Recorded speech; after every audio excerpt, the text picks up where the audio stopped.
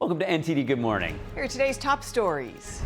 NBC anchor Savannah Guthrie puts out another plea for the return of her missing mother, Nancy Guthrie. Where the FBI and local authorities are with the case. President Trump announces that the new Board of Peace has pledged more than $5 billion for the Gaza Strip. At the same time, a U.S. delegation heading to Europe for the next round of talks with Iran. After a $2 million jury verdict in a New York detransition case, more than 2 more high-profile lawsuits are moving toward trial. Health Secretary Robert F. Kennedy Jr. says the FDA will review a petition challenging ultra-processed foods, with 70% of Americans either obese or overweight. The kids are off school today for the national holiday of President's Day. We'll be joined by a professor of American history to discuss today's significance, as well as how we can apply the wisdom of George Washington and Abe Lincoln to our modern times. And residents from Middletown, New York, celebrated the upcoming Lunar New Year with Chinese dance performances, lion dancing, and musical performances.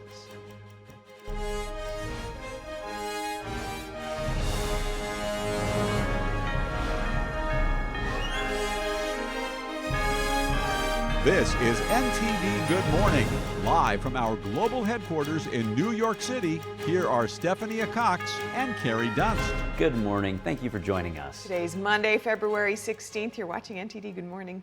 In today's top news, the FBI saying there have been definitive updates in the case of Nancy Guthrie's disappearance. NBC anchor Savannah Guthrie posting once again on Instagram, pleading for her mother's return. Here's more on that. NBC anchor Savannah Guthrie Sunday posting another video to Instagram 2 weeks after her mother Nancy Guthrie's disappearance. Savannah Guthrie once again asked whoever might have taken her mother to release her. It's been 2 weeks since our mom was taken, and I just wanted to come on and say that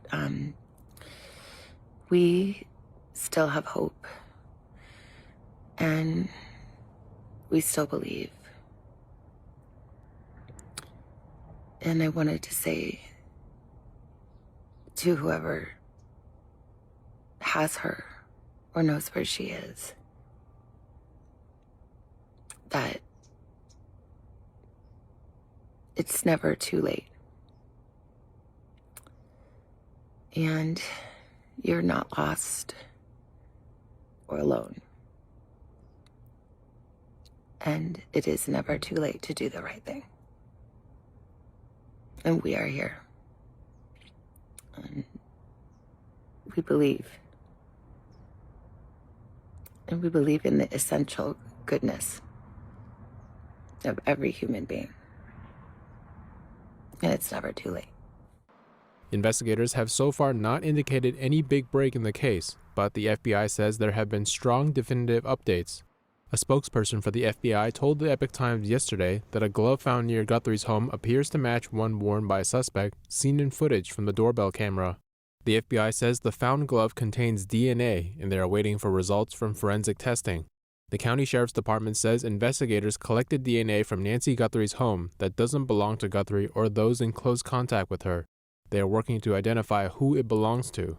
Based on the doorbell camera footage, authorities have described the suspect as a man about 5'9" to 5'10" with an average build. The FBI also said he was wearing a 25-liter Ozark Trail Hiker backpack. The Bureau has announced a $100,000 reward for information that could lead to Nancy Guthrie's recovery or the arrest and conviction of a suspect. Guthrie has been missing from her Arizona home since January 31st. Since then, several media outlets have received alleged ransom notes from an abductor. However, despite several pleas from the family, no one has been in touch. And the FBI is asking anyone with information concerning the case to call 1-800-CALL-FBI. That's 1-800-225-5324. Tips can also be submitted online at tips.fbi.gov.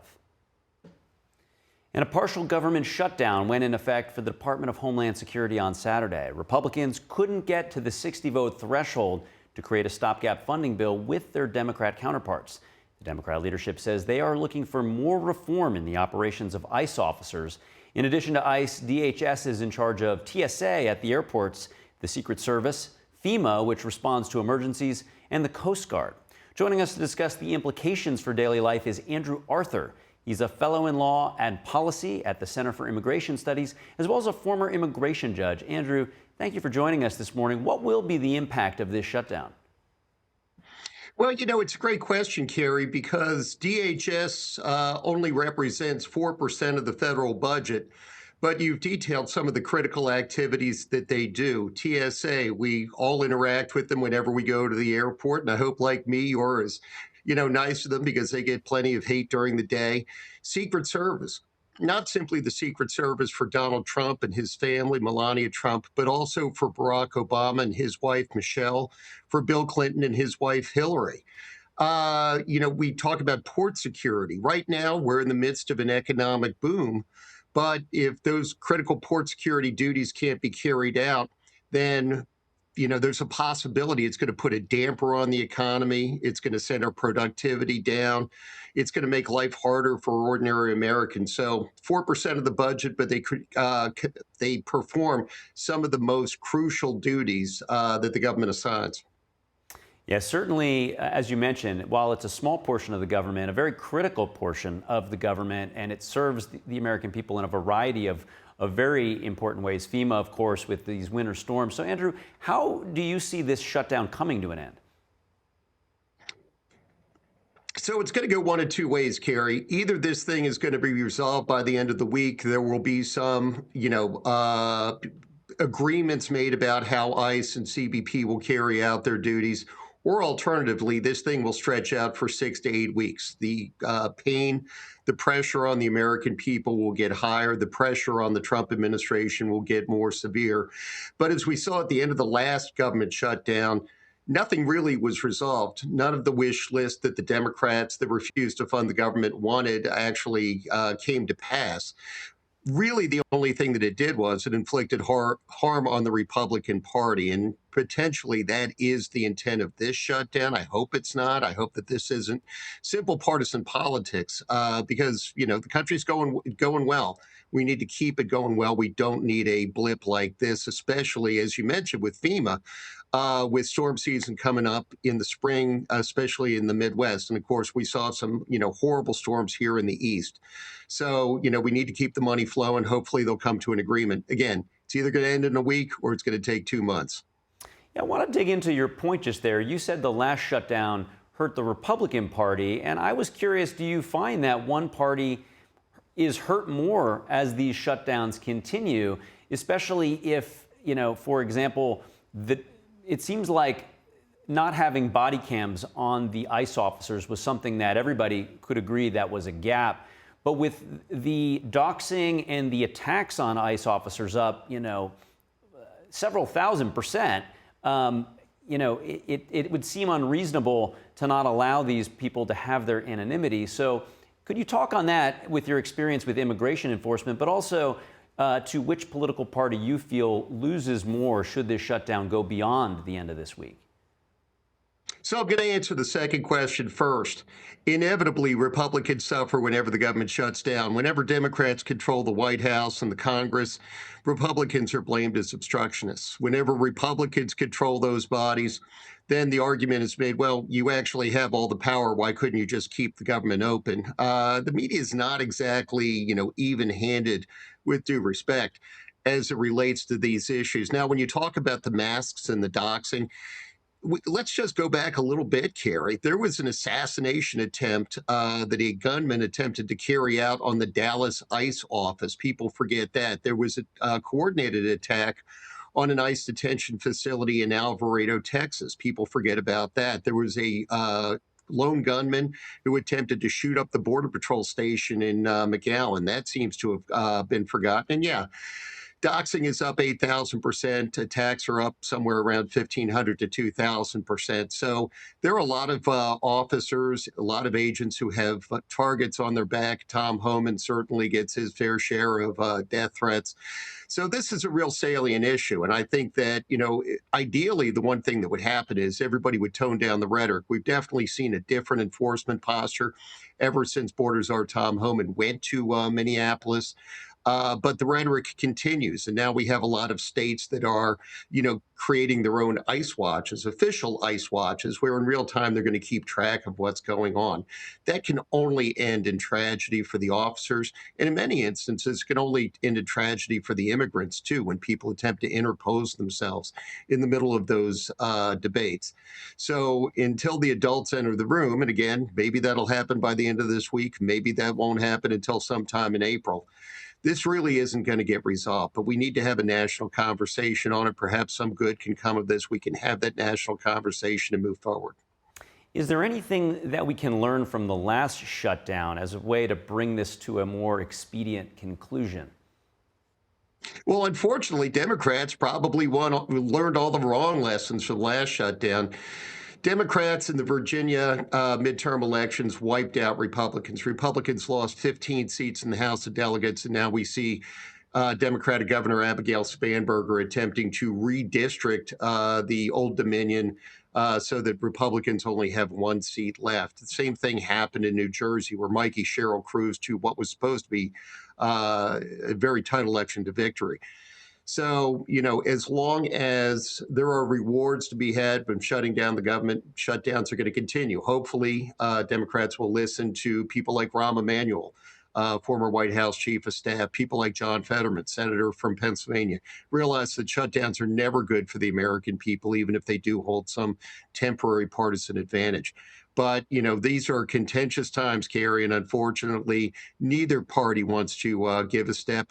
Don't be surprised, though, if you don't see Donald Trump himself step in, get involved in the negotiations, get something done. Andrew Arthur, thanks for joining and sharing your insights. Thanks so much for having me, Carrie. And two high-profile detransitioner lawsuits are now headed for trial in early 2027. Chloe Cole received hormones and a double mastectomy at the age of 15. She's set for trial in April of next year. She's suing Kaiser Foundation hospitals as well as other providers. She's saying she suffered irreversible harm. Kaiser has previously said it followed medical standards of what it called, quote, gender-affirming care. Attorney Mark Trummel of the Center for American Liberty represents Cole, as well as Luca Hain. Hain was a separate case against the University of Nebraska Medical Center, as well as others. The case is built on last 2 months' $2 million jury verdict in New York for Fox Varian. A surgeon and psychologist were found liable in that ruling for malpractice. One example was laid out in an October 2019 letter that the psychologist wrote to the surgeon in support of Varian surgery. It contained errors as well as omitted coexisting mental issues that included autism as well as depression. Next, ultra-processed foods under scrutiny by the Trump administration. That's been an ongoing thing, but the latest is Health Secretary Robert F. Kennedy Jr. saying the government will act on a petition that calls for closer scrutiny. But the health secretary stopped short of promising new regulations. NTD's Daniel Monahan reports. The FDA will consider a petition to revoke the safety status of dozens of processed refined carbohydrates. That is, unless food companies can prove they are safe and not contributing to health issues and obesity. Health Secretary Robert F. Kennedy Jr. says something has gone wrong in the United States food supply, speaking on CBS's 60 Minutes. And we're seeing in our population people who are obscenely obese and at the same time malnourished. The health secretary says 70% of Americans are either obese or overweight.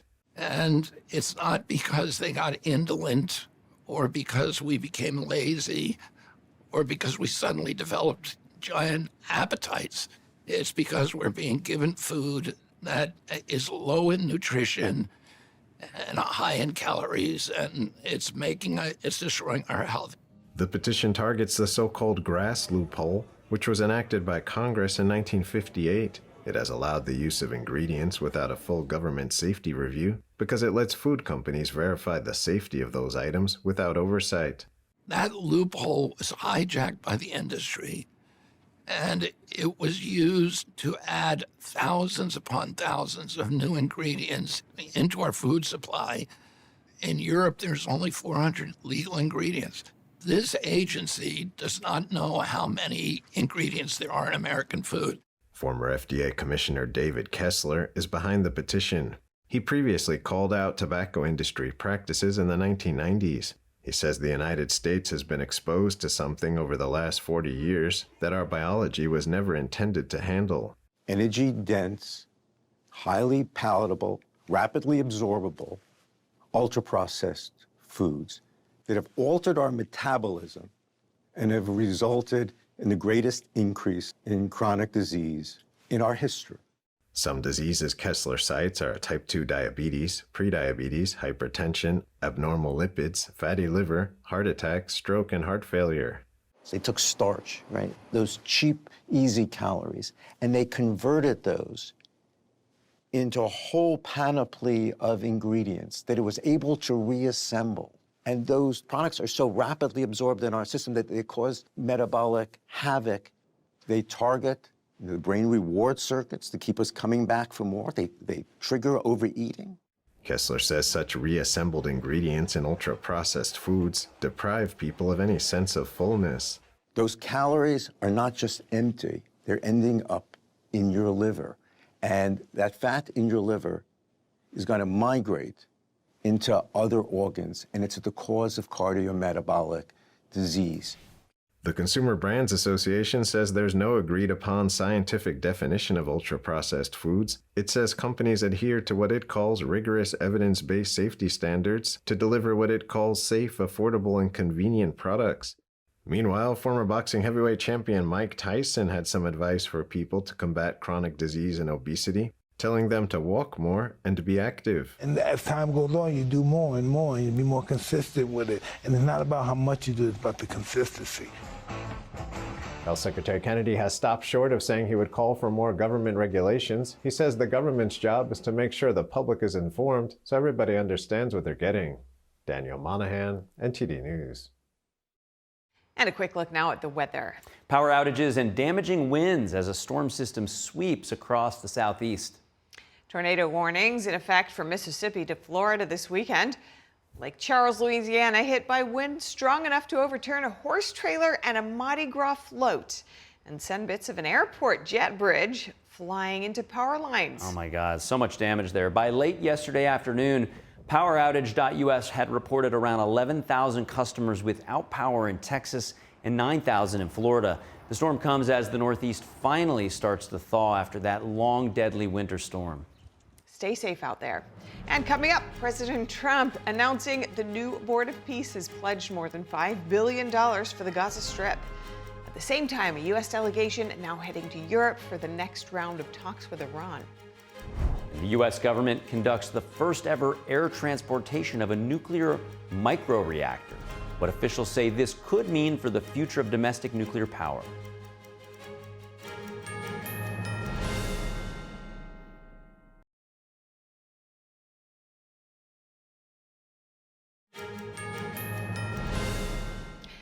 Welcome back to NTD Good Morning. President Trump says members of the new Board of Peace have pledged more than $5 billion to help the Gaza Strip. Meanwhile, Secretary of State Marco Rubio says a U.S. delegation is traveling to Europe for the next round of talks with Iran. NTD's Jason Perry has the update. Over the weekend, the Israel Defense Forces released this video of what they said were armed terrorists emerging from a tunnel near Israeli troops in the Gaza Strip. Israel said they struck 2 of those terrorists and then launched strikes on other terrorists throughout the Gaza Strip for what Israel said was in response to an alleged ceasefire violation.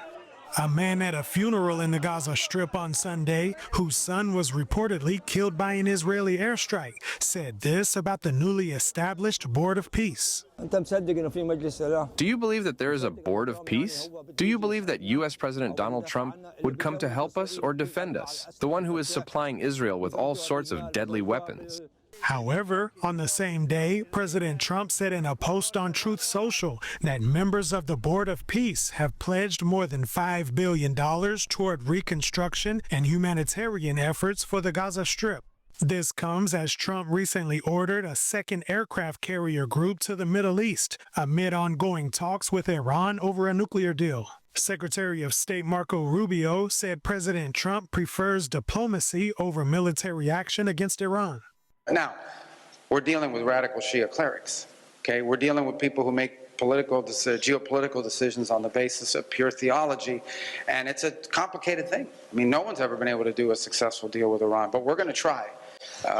Steve Witkoff and Jared Kushner will be traveling. I think they're traveling right now to have important meetings, and we'll see how that turns out. And Israeli Prime Minister Benjamin Netanyahu said this on Sunday about a possible nuclear deal between the U.S. and Iran. There shall be no enrichment capability, not stopping the enrichment process, but dismantle the equipment and the infrastructure that allows you to enrich in the first place. In another development, the U.S. military said they conducted 10 strikes against more than 30 ISIS terrorist targets in Syria over the past 2 weeks. Jason Perry, NTD News.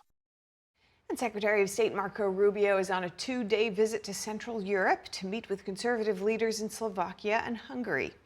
The state secretary emphasizing America's commitment to working with European allies as equal partners. We don't want Europe to be dependent. Now, we're not asking Europe to be a vassal of the United States. We want to be your partner. We want to work with Europe. We want to work with our allies. We want to work in cooperation with you. And under President Trump, this administration is going to make not just Slovakia, but Central Europe a key component of how we engage the continent and the world.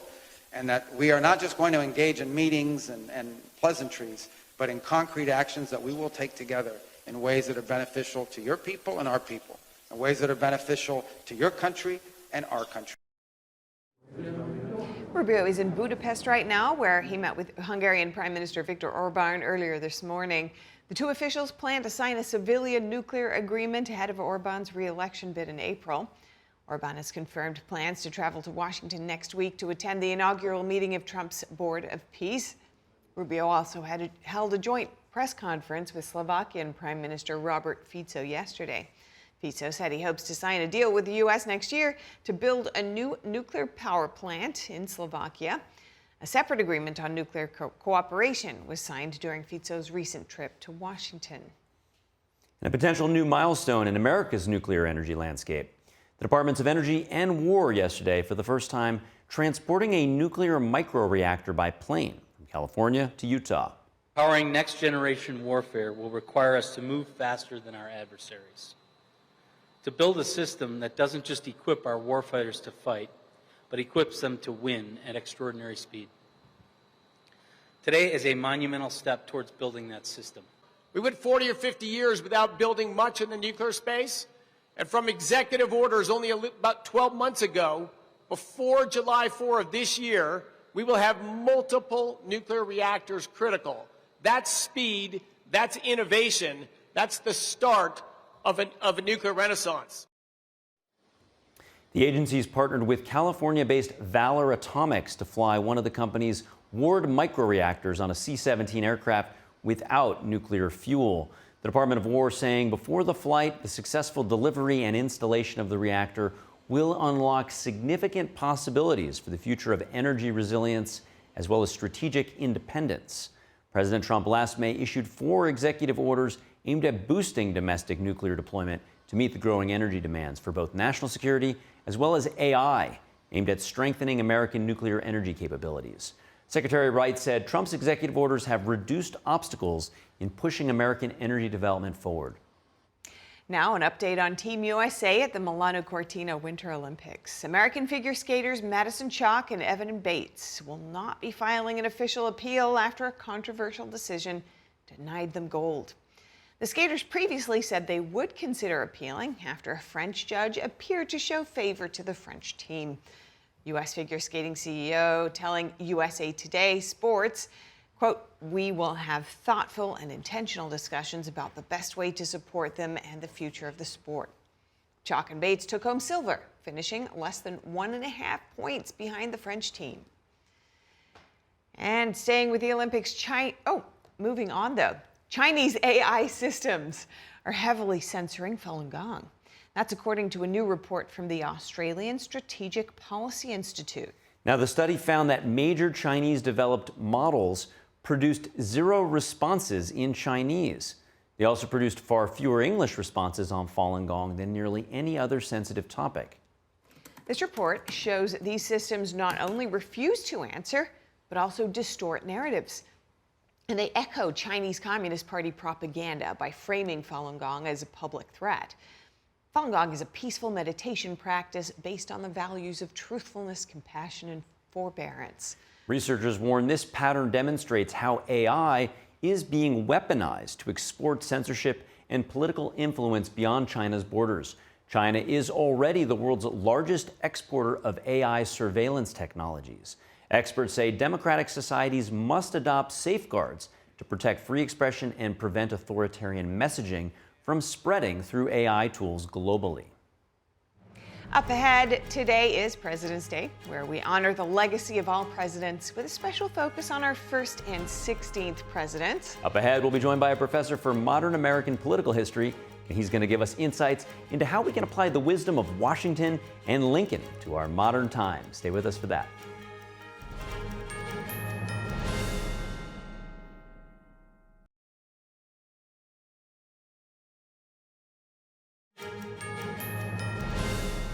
Welcome back to NTD Good Morning. I'm Carrie Dunst. If you're just joining us now, here are some of today's top headlines. NBC anchor Savannah Guthrie is again pleading for her mother's return, posting to Instagram 2 weeks after Nancy Guthrie vanished from her Arizona home. The FBI says a glove found nearby appears to match one worn by a suspect seen on a doorbell video, and it contains DNA, and the result from that is expected in 24 hours. President Trump said members of the new Board of Peace have pledged more than $5 billion for the Gaza Strip. The money would be used toward reconstruction as well as humanitarian efforts for the region. This comes as Trump recently ordered a second aircraft carrier group to the Middle East amid the ongoing talks with Iran over its nuclear program. The Board of Peace is expected to meet in D.C. later this week, where the pledges will be formally announced. And Secretary of State Marco Rubio is in Budapest right now. That's part of a two-day visit to Central Europe to meet leaders in Slovakia as well as Hungary. Rubio met with Hungarian Prime Minister Viktor Orban earlier this morning. The two plan to sign a civilian nuclear agreement ahead of Orban's re-election bid in April. Orban has confirmed plans to travel to Washington next week. He's going to attend the inaugural meeting of Trump's Board of Peace. And ultra-processed foods are under new scrutiny from the Trump administration. Health Secretary Robert F. Kennedy Jr. says the FDA will consider a petition to revoke the, quote, generally recognized as safe, or GRAS status of dozens of refined carbohydrates. Former FDA Commissioner David Kessler, he filed the petition, and he's arguing ultra-processed foods have fueled rising rates of diabetes as well as heart disease. And today, the kids are off school, so are the politicians and the Wall Streeters, because it's President's Day.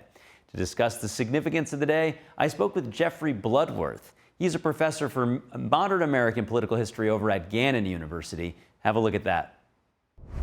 Chatting about George Washington, when you teach your students, what do you want them to take away from the legacy of the leader of course, our military that fended off the British crown and also established the independent republic, as well as our first president? Well, when I teach about Washington and the founders, virtue is the word that comes to mind. That generation, and especially Washington, what they very much prized is to have leaders who were virtuous, who were not self-interested. And so Washington was known, actually, for not saying much in meetings. He led by behavior, he led by actions, he led by example. For instance, at his death, George Washington freed or manumitted his slaves, which in the 21st century, we might think, well, he should have done that during his life. But that was an enormous example to Americans in the 1790s of kind of what the revolution meant, and that this was a revolution for human freedom. So virtue and not being self-interested, being interested in the commonweal is Washington's gift and example. You know, you've just given a great example of how he applied his sort of philosophy and leadership principles. Are there any other examples that you think exemplify Washington trying to model the appropriate behavior to those around him, and how we might be able to apply some of those lessons today? When Washington led the victorious Continental Army against the British, what he did is he went to the Continental Congress and resigned his commission as general, which in the history of the world, if you are the leader of a rebellious army and you defeat an empire, you then become king, monarch, emperor, whatever the title. But what Washington did is he resigned his commission and he went home to Mount Vernon. When King George III heard that, he said that Washington must be the most famous man in the world. And it is another example of what Washington was showing was virtue, is that you are entitled to leadership if you can demonstrate the virtue that you are not self-interested, that you're looking at the broader kind of commonweal for all Americans. And that act of resigning his commission and going home rather than seizing power is just, it made George Washington this figure of historic world importance in the late 18th century. Yeah, and certainly could have been our first king, and he was, of course, our first president. So there's so much inspiration there. But I do want to move forward 7 years later to our 16th president, Abraham Lincoln. What's the essence of Lincoln? What do you impart to your students when you discuss Lincoln? The extraordinary thing is Lincoln, his combined formal education was probably just a few months.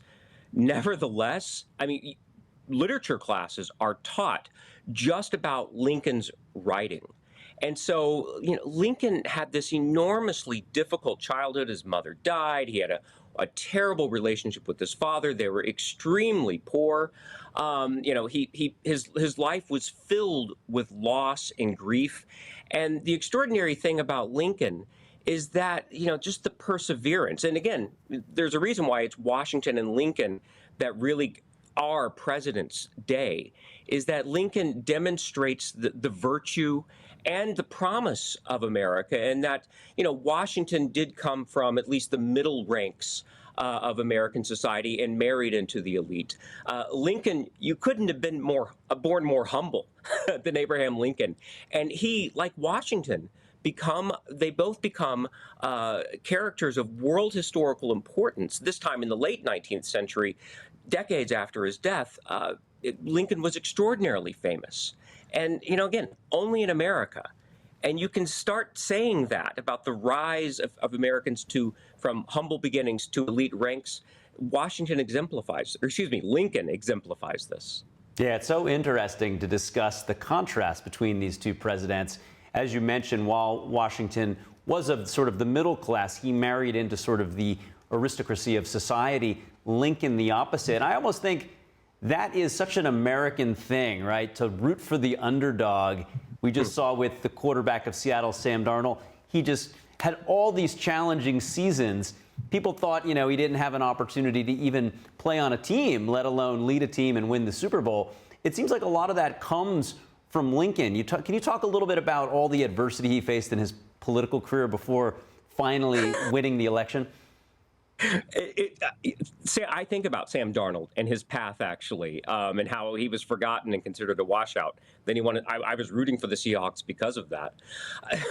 Washington won one political contest before he became president. He was a one-term congressman, a Whig from Illinois. We're talking about Lincoln, though, right? Not Washington.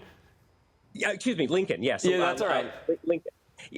And when he ran for Senate against Stephen Douglas, and which made him a figure of national historical importance, he actually lost the Senate race to Stephen Douglas in Illinois in the 1850s.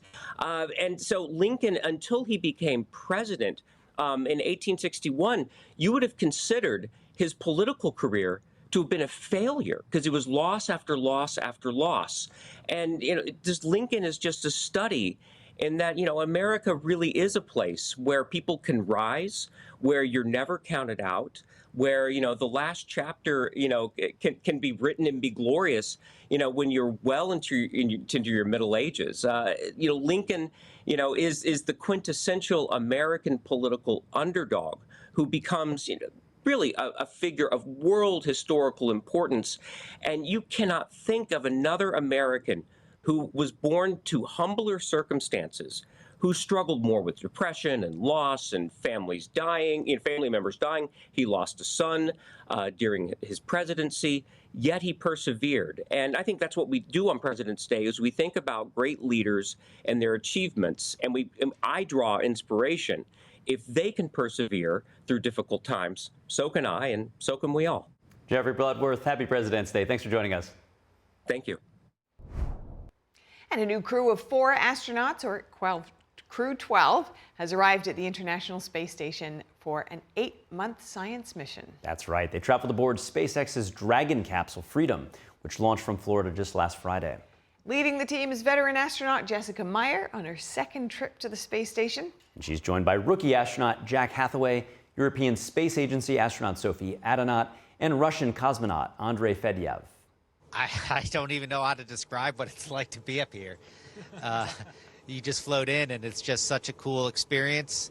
It's been a great trip with my great Crew 12 friends. I'm so excited to join Expedition 74, see my classmate again. Yeah, I'm really excited. I'm going to pass over to Sophie. The first time we looked at the Earth was, wow, mind-blowing. The Earth is so beautiful from up there. And literally, we see no lines, no borders. And it was, yeah, a very big moment for us, Jack and me, to see that for the first time. So we're happy to share it with you in the future events. Crew 12 was welcomed aboard the International Space Station by 3 current occupants. The station is the largest man-made object in space, spanning the length of a football field. That's right. It's been continuously operated by U.S.-Russian-led consortium that also includes Canada, Japan, and 11 European countries. NASA says the Crew 12 will dive into a busy schedule of scientific, medical, and technical research in microgravity. Their work includes studying pneumonia-causing bacteria to improve treatments here on Earth, and they will also experiment with plants to boost food production in space. Much of the science is focused on perfecting technologies that NASA hopes to use in future missions to the Moon and eventually Mars. It's aimed at helping astronauts live and work safely further from home. And coming up, a little-known pasta dish is taking the Winter Olympics by storm, made with cabbage, potatoes, cheese, and buckwheat pasta. That sounds great. And residents from Middletown, New York celebrated the upcoming Lunar New Year's with Chinese dance performances, lion dancing, as well as musical performances. Stay with us for that.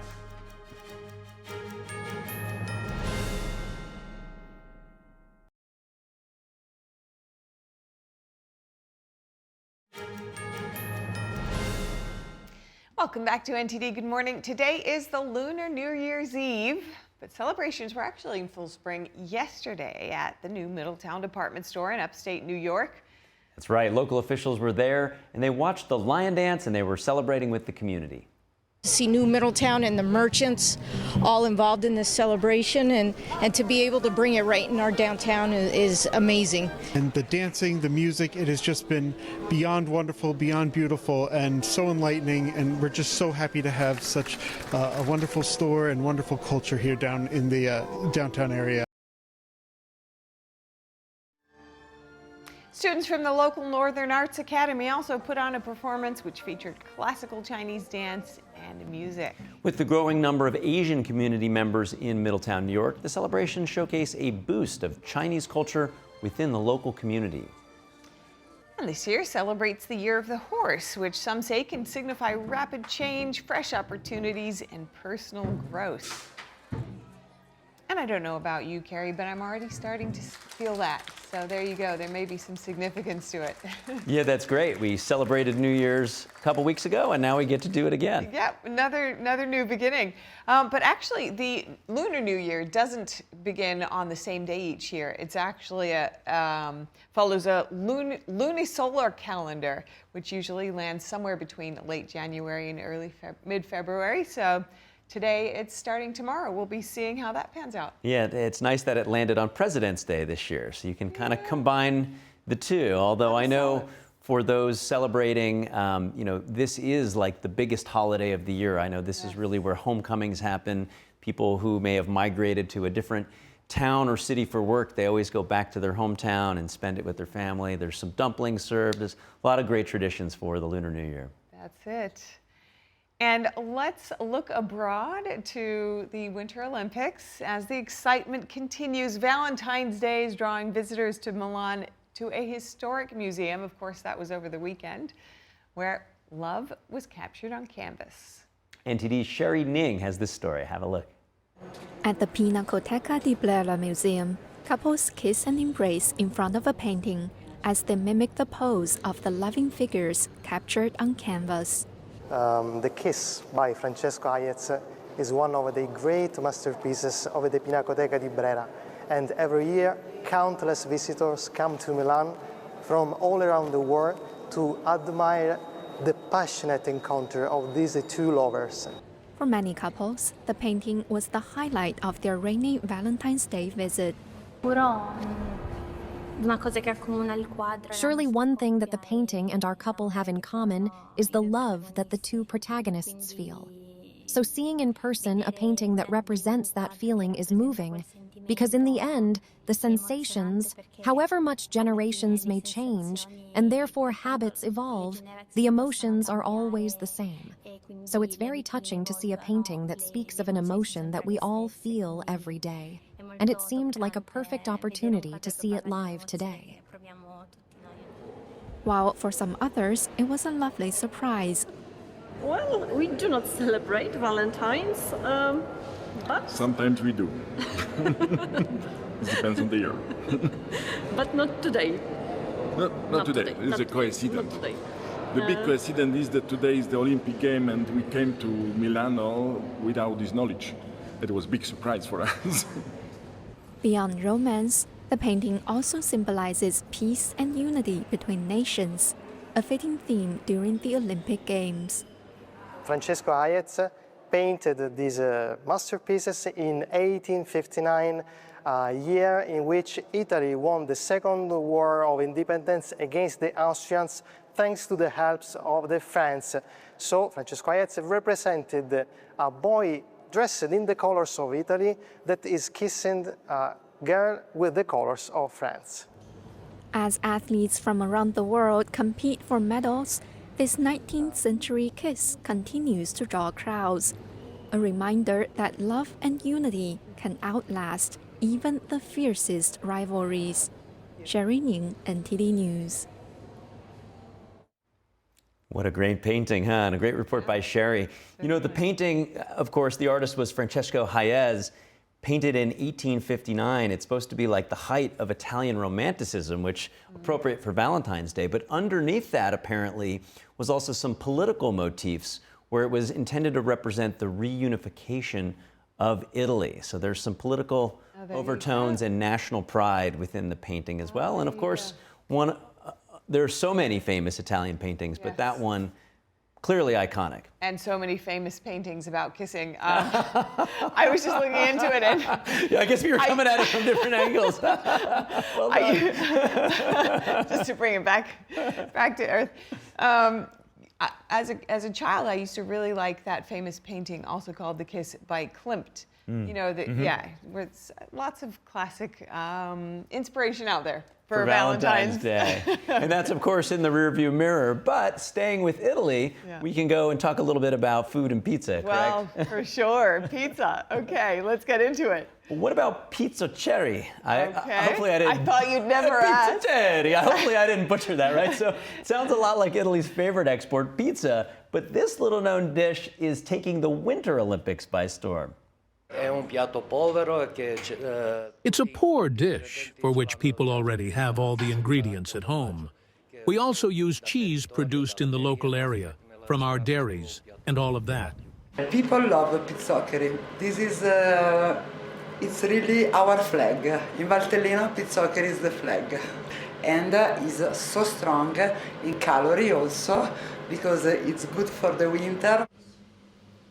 Pizzoccheri is made with simple ingredients: cabbage, potatoes, cheese, and pasta made from buckwheat. The chef who makes it says it's the blend of 3 locally produced cheeses, along with Parmesan, that makes the dish come together. Oh my, anytime you can add more cheese and variety of cheeses, that's going to bring the magic. Yeah, look at him getting in there with his hands, and now he's cutting the cabbage. Unlike other more famous pasta dishes, Pizzoccheri has remained a mostly regional food native to the Valtellina Valley in northern Italy. So the two cities hosting the Winter Olympics this year are located in that valley, and now this rustic, comforting dish very much in the spotlight during this cold winter, celebrating in the Dolomites the Winter Olympics. Beautiful and very warming and nourishing there, without tomatoes, might be noted. Interestingly, it's apparently a protected dish under the name Pizzoccheri del Valtellina. So it gives credit to the town. They don't want anybody to, like, you know, usurp the credit. No, but you can try it at home. Buckwheat. I might try that out. Yeah, get out your buckwheat, right? Yep. Okay. Next, back in the U.S., Kilauea Volcano in Hawaii put on a show yesterday, erupting in lava fountains and sending ash and smoke into the sky. The U.S. Geological Survey reported that this marked the volcano's 42nd episode of lava fountaining.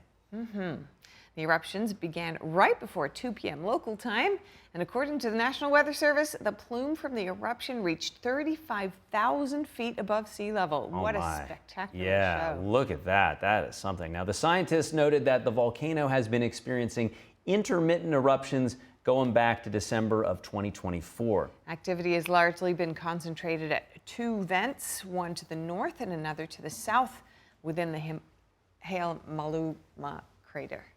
Say that one more time. The Hail Maluma crater.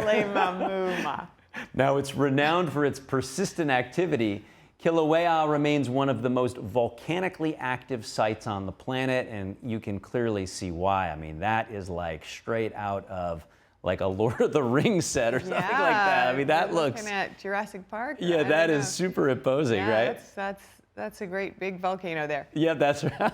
You know, I was watching a little Adam Sandler 51st Dates set in Hawaii over the weekend with my son, and wow, is Hawaii majestic. I mean, it's just such a amazing setting with these huge mountains and volcanoes. They even got snow, and of course, it's all set right near the water. Yeah, one more reason to go with this volcano. That's right. Well, we do have to round things up now, but if you have any feedback on the show, or maybe there's a story you'd like to see us cover, send us an email at goodmorning@ntd.com. We'd love your feedback. And for round-the-clock original news coverage, watch us live at ntd.com/live or download our NTD app. I'm Stephanie Cox. I'm Carrie Dunst. Have a great day.